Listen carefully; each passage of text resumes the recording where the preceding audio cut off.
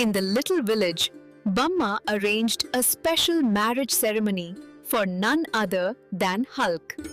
Ayyayyo, Hulk Babu looks like a giant groom. And the villagers couldn't believe their eyes. Stand still. My groom should look perfect. హుల్క్ గామ ప్రాంపర్యల్ను అనుసరించడానికి ప్రయత్నించదు, కానీ అనుష్ఠానాలు పెద్ద చేతులకై ఉద్దేశించి కాదు. అరే, Hulk బిస్కెట్లా పగలగొట్టాడు. Too strong. అభినందనలు హల్క్. ఈమె నిజంగానే మేకల్లోకెల్లా మేటి.